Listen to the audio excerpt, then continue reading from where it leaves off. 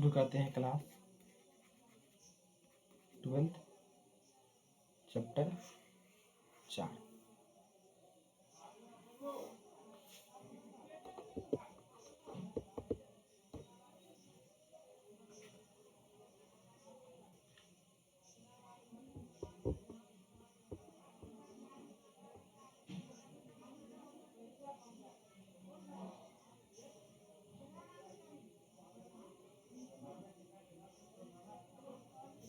Chapter का नाम है जनन स्वास्थ्य।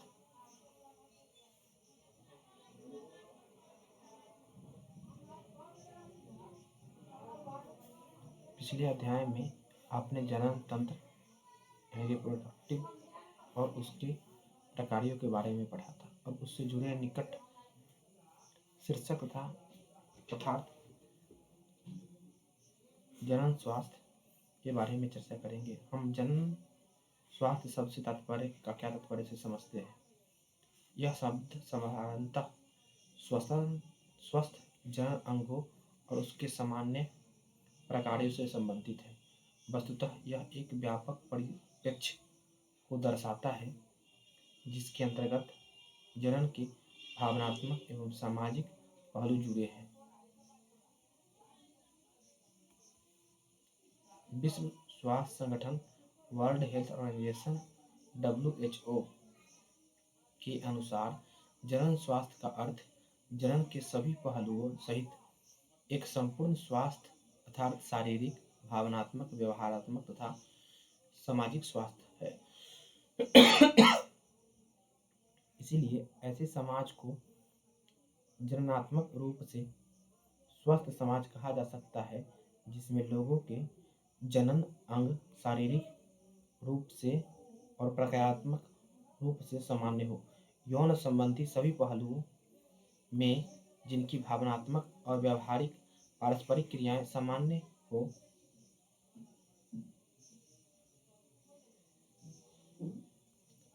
हो। जनन स्वास्थ्य को बेहतर बनाए रखने का क्या महत्व है और इसे पाने के लिए कौन सी विधियां अपनानी चाहिए, आइए जांच करें। चैप्टर पॉइंट नंबर 4.1 जनन स्वास्थ्य समस्याएं एवं कार्य नीतियां। विश्व में भारत ही पहला ऐसा देश था जिसने राष्ट्रीय स्तर पर संपूर्ण जनन स्वास्थ्य को एक लक्ष्य के रूप में प्राप्त करने के लिए राष्ट्रीय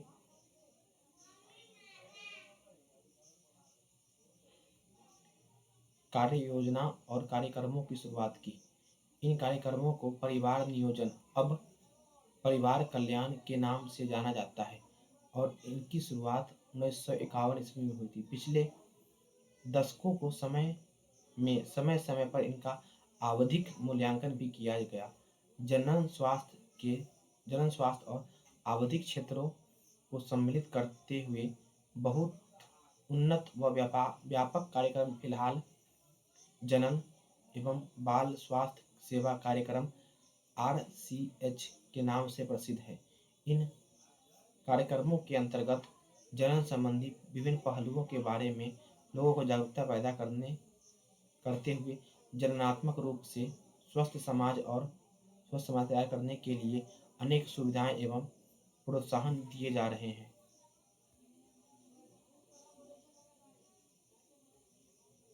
श्रव्य तथा दृश्य ऑडियो विजुअल और मुद्रित सामग्री की सहायता से सरकारी एवं गैर सरकारी संगठन जनता के बीच जनन संबंधी पहलुओं के प्रति जागरूकता पैदा करने के लिए विभिन्न उपाय कर रहे हैं। उपयुक्त सूचनाओं को प्रसारित करने में माता पिता, अन्य निकट संबंधी, शिक्षक एवं मित्रों की भी प्रमुख भूमिका है। विद्यालयों में यौन शिक्षा की पढ़ाई को बढ़ावा दिया जाना चाहिए ताकि युवाओं को सही जानकारी मिल सके और बच्चे यौन संबंधी विभिन्न पहलुओं के बारे में फैली भ्रांतियों पर विश्वास न करें और उन्हें यौन संबंधी गलत धारणाओं से छुटकारा मिल सके। लोगों को जनन अंगों, किशोरावस्था एवं उससे संबंधित परिवर्तनों, सुरक्षित और स्वच्छ यौन क्रियाओं, यौन संचालित रोगों एवं एड्स के बारे में जानकारी, विशेष रूप से किशोर आयु वर्ग में जनन संबंधी स्वस्थ जीवन बिताने में सहायक होती है। लोगों को शिक्षित करना, विशेष रूप से जननक्षम जोड़ी वे लोग जिनकी आयु विवाह योग्य है, उन्हें उपलब्ध जन्म नियंत्रक, गर्भ-निरोधक विकल्पों और गर्भवती माताओं का देखभाल, माँ और बच्चे के परिवार को प्रसवोत्तर पोस्टनेटल देखभाल आदि के बारे में तथा स्तनपान के महत्व, लड़का या लड़की को समान महत्व एवं समान अवसर देने की जानकारियों आदि से जागरूक स्वस्थ परिवारों का निर्माण होगा।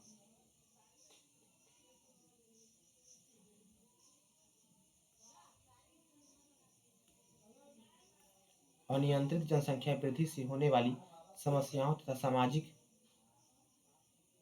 उत्पीड़नों जैसे कि यौन दुरुपयोग एवं यौन संबंधी अपराधों आदि के बारे में जागरूकता पैदा करने की आवश्यकता है, ताकि लोग इन्हें रोकने एवं रचनात्मक रूप से जिम्मेदार एवं सामाजिक रूप से स्वस्थ समाज तैयार करने के लिए बारे में विचार करें और आवश्यक कदम उठाएं। जनन स्वास्थ्य प्राप्ति के लिए विभिन्न कार्य योजनाओं के सफलतापूर्वक क्रियान्वयन के लिए मजबूत संरचनात्मक सुविधाओं, व्यावसायिक विशेषज्ञता तथा भरपूर भौतिक सहारों की आवश्यकता होती है।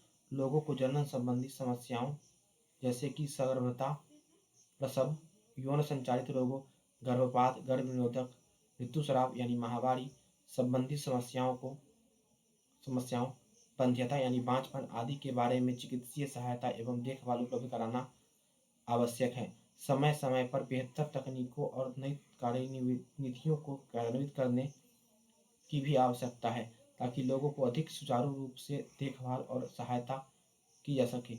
बढ़ती मादा भ्रूण हत्या की कानूनी रोक,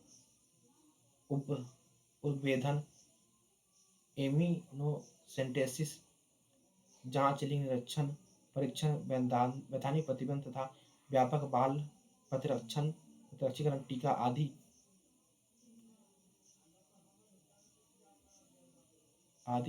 कुछ महत्वपूर्ण कार्यक्रमों को भी शामिल किया गया है। एमिनोसेंटेसिस में अमीनोओटिक द्रव में घुले पदार्थों विकासशील भ्रूण कोशिकाओं का विश्लेषण किया जाता है।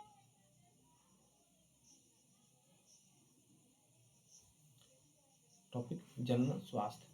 इस विधि में भ्रूण में होने वाले विभिन्न आनुवंशिक विकार जैसे Down syndrome, haemophilia, sickle cell anaemia आदि की उपस्थिति का पता लगाया जाता है और जनन संबंधित विभिन्न क्षेत्रों पर अनुसंधान को बढ़ावा दिया जाता है। सरकारी तथा गैर सरकारी एजेंसियां नई विधियां तलाशने या विद्यमान को ही बेहतर बनाने का काम करती है। क्या आप जानते हैं कि सहेली नामक गर्भ-निरोधक गोली की खोज भारत के लखनऊ के केंद्रीय औषध अनुसंधान संस्थान central drug research institute CDRI ने की है। यौन संबंधित मामलों के बारे में बेहतर जागरूकता, अधिकाधिक जनसंख्या में चिकित्सा सहायता, प्रसव तथा बेहतर प्रसवोत्तर देखभाल से मातृ एवं शिशु मृत्यु दर में गिरावट आई है। लघु परिवार वाले जोड़ों की संख्या बढ़ी है। यौन संचालित रोगों की सही जांच पड़ताल तथा देखभाल और कुल मिलाकर सभी यौन समस्याओं हेतु बढ़ी हुई चिकित्सीय सुविधाओं का होना आदि समाज में बेहतर जनन स्वास्थ्य की ओर संकेत देते हैं।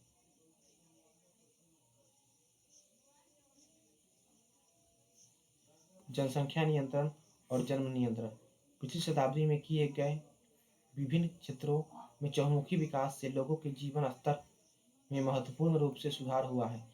हालांकि बेहतर जीवन दशाओं के साथ व्यापक स्वास्थ्य सुविधाएं जनसंख्या वृद्धि में विस्फोट प्रभाव डालती है। सन 1990 में पूरे विश्व की जनसंख्या लगभग 2 अरब यानी 2000 मिलियन थी, जो सन 2000 में तेजी से बढ़कर 6 अरब यानी 6000 मिलियन हो गई थी। 2011 में 7.2 अरब पार गई। ठीक यही प्रवृत्ति भारत में भी देखी गई। हमारी जनसंख्या जो देश की आज़ादी के समय लगभग 350 मिलियन अर्थात 35 करोड़ थी, वह सन 2000 में तीव्र जनसंख्या दर से 1 अरब यानी 1000 मिलियन से ऊपर पहुंच गई। 2011 में 1.2 बिलियन हो गई। इसका मतलब है कि आज पूरी दुनिया का हर छठा आदमी भारतीय है। इस सब का कारण संभवतः मृत्यु दर में तीव्र गिरावट तथा मातृ मृत्यु दर एवं शिशु मृत्यु दर इन्फेंट मोर्टेलिटी रेट में कमी के साथ साथ जनन आयु के लोगों की संख्या में वृद्धि हो रही है। हालांकि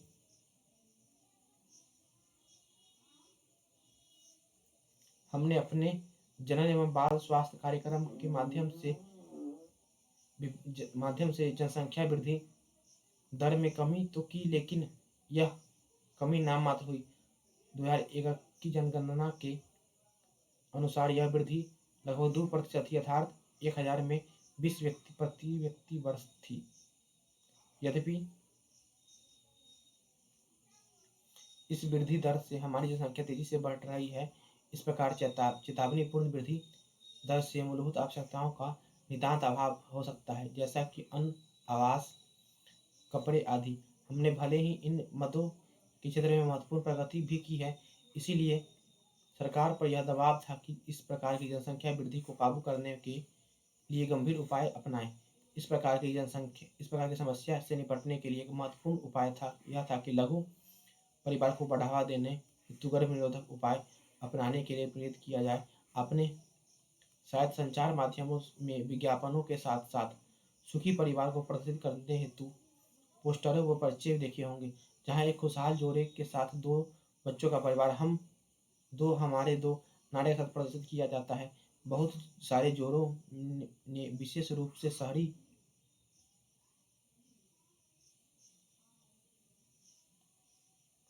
शहर के कामकाजी युवा दंपति ने हम दो हमारा एक का नारा अपनाया है। विवाह की वैधानिक आयु स्त्री के लिए 18 वर्ष तथा पुरुष के लिए 21 वर्ष सुनिश्चित है और इस समस्या से निपटने हेतु लघु परिवार के लिए जोड़ों को प्रोत्साहित किया जाता है।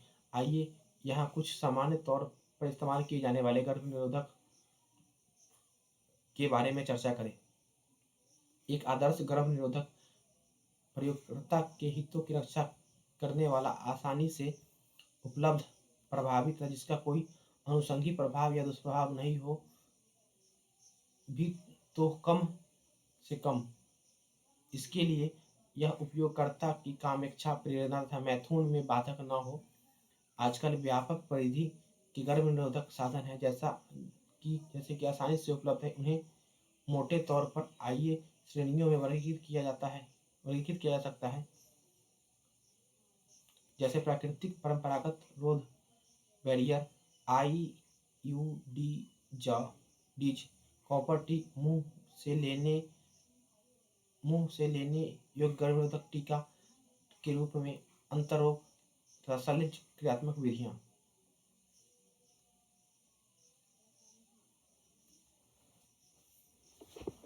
प्राकृतिक विधियां, ये विधियां अंडाणु यानी ओवम शुक्राणु के संगम को रोकने के सिद्धांत पर कार्य करती है। इनमें से एक उपाय आवधिक संयम है, जिसमें एक दंपति माहवारी चक्र के 10वें से 17वें दिन के बीच की अवधि के दौरान मैथुन से बचते हैं, जिसे अंडोत्सर्जन की अपेक्षित अवधि मानते हैं। इस अवधि के दौरान निषेचन एवं उर्वर गर्भाधान के अवसर बहुत अधिक होने के कारण इसे निषेच अवधि भी कहा जाता है। इस तरह से इस दौरान मैथुन सहवास न करने पर गर्भाधान से बचा जा सकता है। बाह्य स्खलन या आंतरिक मैथुन कोइटस इंटरप्शन एक अन्य विधि है, जिसमें पुरुष साथी संभोग के दौरान वीर्य स्खलन से ठीक पहले स्त्री की योनि से अपना लिंग बाहर निकालकर विसेचन से बच सकता है। स्तनपान अनात्रव लैक्टेशन एमेनोरिया विधि में इस तथ्य पर निर्भर करती है प्रसव के बाद स्त्री द्वारा शिशु का भरपूर स्तनपान कराने के दौरान अंडोत्सर्ग और आतर्व चक्र शुरू नहीं होता।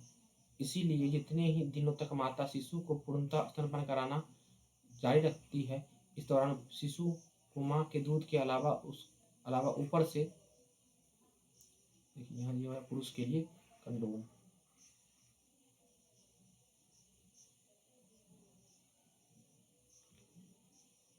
स्त्री के लिए कंडोम। ऊपर से पानी या अतिरिक्त दूध भी नहीं दिया जाना चाहिए। यह अवधि 4 से 6 माह की होती है। गर्भाधारण के अवसर लगभग शून्य होते हैं। यह विधि प्रसव के बाद ज़्यादा से ज़्यादा 6 माह की अवधि तक ही कारगर मानी जा गई है। चूँकि उपयुक्त विधियों में से किसी दवा या साधन का उपयोग नहीं किया जाता, अतः इसके दुष्प्रभाव लगभग शून्य के बराबर है। हालांकि इसके असफल रहने की दर काफ़ी अधिक है।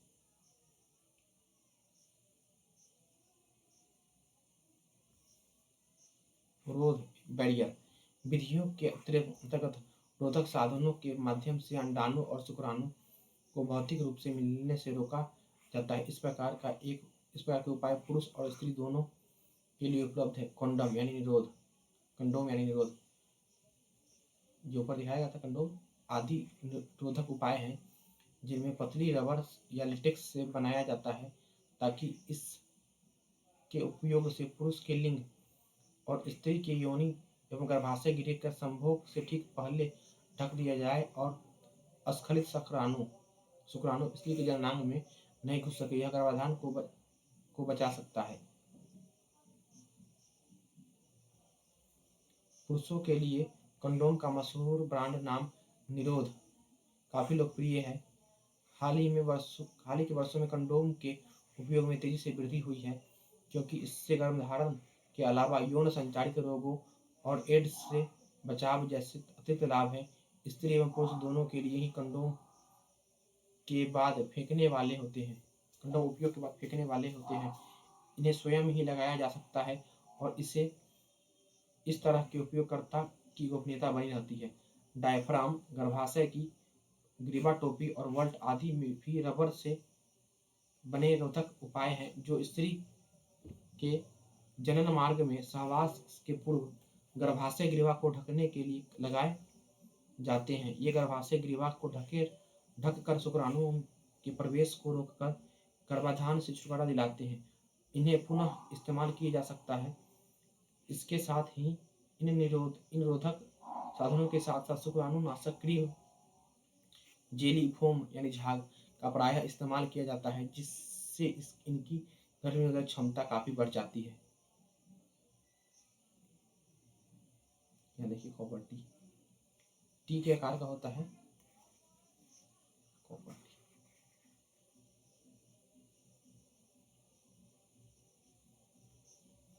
भारत में दूसरी प्रभावी लोकप्रिय विधि अंतःगर्भाशय युक्ति इंट्रायूट्राइन डिवाइस IUD का उपयोग है। ये युक्तियां डॉक्टरों या अनुभवी नर्सों द्वारा योनि मार्ग से गर्भाशय में लगाई जाती है।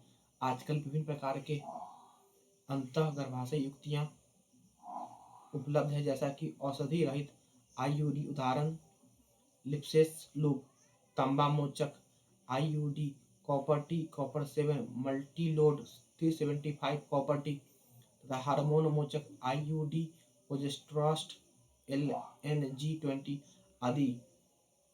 IUD गर्भाशय के अंदर कॉपर Cu का आयन मोचित होने के कारण शुक्राणुओं की भक्षण नुक्रिया फैगोसाइटोसिस बढ़ा देती है, जिससे शुक्राणु की गतिशीलता तथा उनकी निषेचन क्षमता को कम करती है। इसके अतिरिक्त IUD हार्मोन को गर्भाशय में भ्रूण के रोपण के लिए अनुपयुक्त बनाते हैं तथा गर्भाशय ग्रीवा को शुक्राणुओं का विरोधी बनाते हैं। जो औरतें गर्भावस्था में देरी या बच्चों के जन्म में अंतराल चाहती है, वे इनके लिए IUD आदर्श गर्भनिरोधक है। भारत में गर्भनिरोधक की यह विधि व्यापक रूप से प्रचलित है।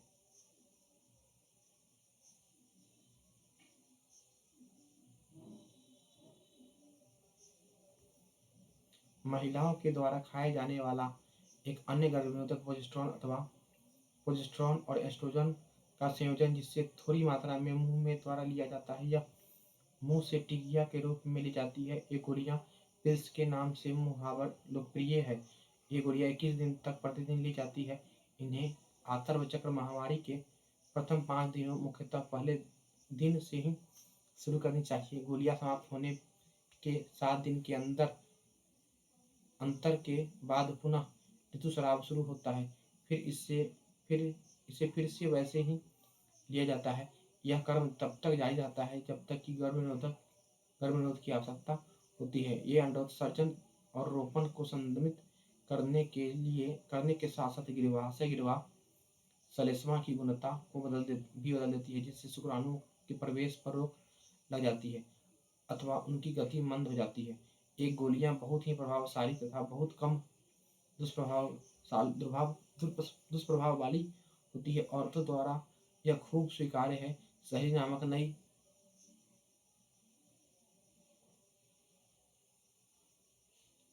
गर्भनिरोधक गोली, जिसके बारे में पहले भी चर्चा हुई है, एक गैर स्टेरॉयडी सामग्री यह हफ्ते में एक बार ली जाने वाली गोली है। इसके दुष्प्रभाव बहुत कम तथा उच्च निरोधक क्षमता वाली है।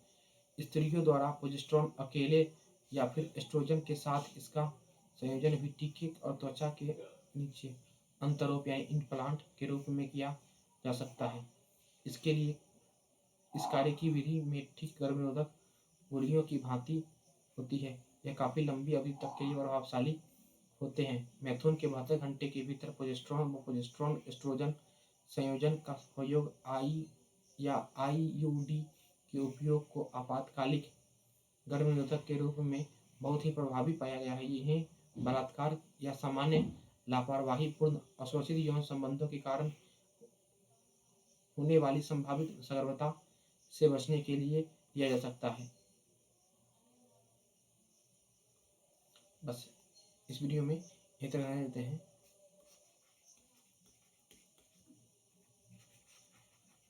Thank you for